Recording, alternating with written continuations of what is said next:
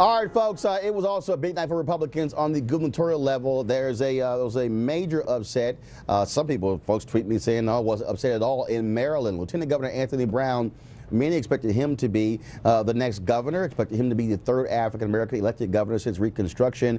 He actually lost to Larry Hogan, a Republican. I even got a text last night from a prominent African-American woman who's in politics who said, who hit me up and said early on, Brown's going to lose.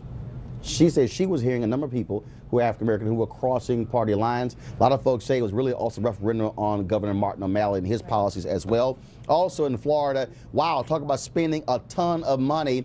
Rick Scott, who pretty much had a 35% approval rating throughout his entire 4 terms as governor, beats former governor, former Republican, former independent, now Democrat, I don't know what the hell is next, the Green Party, Charlie Crist, wins by about 1% also. That was a tight race. Let's come back to our panel here. We got Jason Johnson joining us from D.C. We got Law and Victoria Burke, Angela Rye, Hogan Gidley. We have Tara Wall. Angela, what was amazing here is the Democratic Governors Association chairman, the governor of Vermont, he couldn't even get 50%. Democrats did get a pickup in Pennsylvania, but again, that was a huge fallout from the Penn State scandal. Right. So even on the state level, right. When it comes to these governor's mansion, and of course, Greg Abbott just demolished Wendy Davis. Sally Cohn, who CNN contributors, tweeted that she's still, Wendy Davis is still going to be a star in Texas. I'm going, what state are you talking about? She's talking about soon. Yeah, but she got destroyed. She got destroyed. Right. But you want to talk about the messaging, Angela? So, just as an entree to a larger point, so we actually did have a messaging challenge. We just were not on message. But what was really clear in this particular election is that the theme is cream.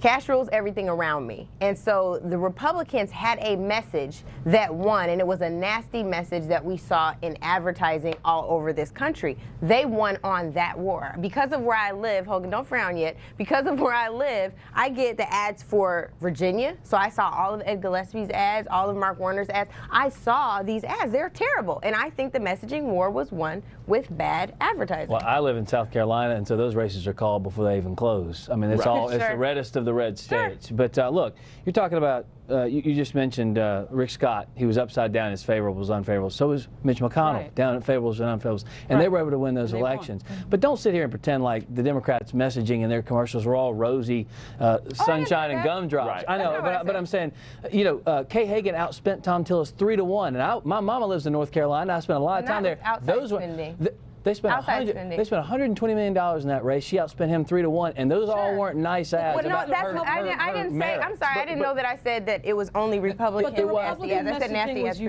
Let's go. Hold on, Jason. Lauren, then Jason. The Republican messaging was united in what it was saying. The Democrats were running against their own party. You can't have a candidate that can't admit that she voted, whether or not she voted for the president. That's ridiculous. And nobody's Kentucky's admitting they voted for Allison Grimes. Go ahead, Jason. Yeah. So first off, the thing about governor's races is you can call those to be part of national trends, but really they have to do with local problems. Nobody liked Rick Scott. Nobody liked Charlie Crist. Okay, I think Charlie Crist and Scott Brown should like run on a ticket one day of people who just switch parties and everything they do every week. Nobody liked anybody down there, so that means the incumbent's going to end up winning. There were lots of people who are unhappy with Brown in Maryland. That's why Hickenlooper is in trouble. On the governor's level, you have to look at what's happening in the state. You couldn't put what happened to Tom Corbett in a national wave conversation because it had to do with Jerry Sandusky. So I think, you know, the House and Senate, that has to do with Obama, the economy, and the fact that we're in the 6th year of a 2-term president. But these governor's races, you got to look local. Tara, first of all, one of the things that people have not also recognized is that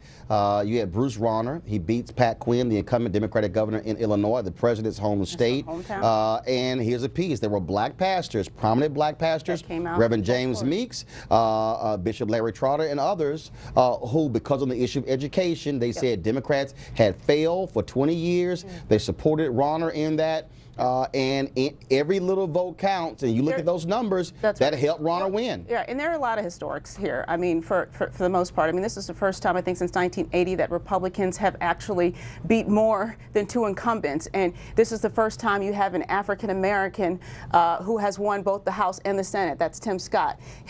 Ever, not even party-wise. So I think you have a number of historic firsts. I think the other thing that we have to think about here and look at is the electorate has changed. Even the black electorate. I think that Democrats have for too long taken advantage of or taken for granted how black folks can and will vote. Independent. I'll use my dad as an example. He's the perfect voter in some ways because he's true and he's like an independent, and he doesn't vote straight ticket. He votes the issues, he votes the people, and that's what's happening more and more. If you look at if Democrats would even just start breaking down how black voters vote now, I don't think they're paying enough attention to that because they assume that most black voters are always going to vote Democrat. 1 in 5 now identify as being independents, and it was independents that I think Purdue got roughly 59% of independent voters in Georgia. So it is independents too that are swaying some of these races. But even worse, there was no specific message to black voters that had to do with policy. It was all on emotion, putting Ferguson flyers out with no policy attached to it. There's a racial profiling bill. You can bring up a racial profiling bill. They didn't do that. Angela Jason. Some of those flyers, though, were not put out by the Democratic Party. Exactly. Some of the flyers were put out by color of Georgia. And I think that if we are honest, some of those things should appeal to us enough to go to the ballot box. The problem that I think that we have, or at least that I have as a black voter, is just because you say that we can't let Ferguson happen again, I need to know what Democrats or Republicans or independents are going to do to prevent that. And that's not an answer that we had. Yeah, and I think another thing you got to remember is, the black folk that you have in Maryland, remember that's where Michael Seal is from.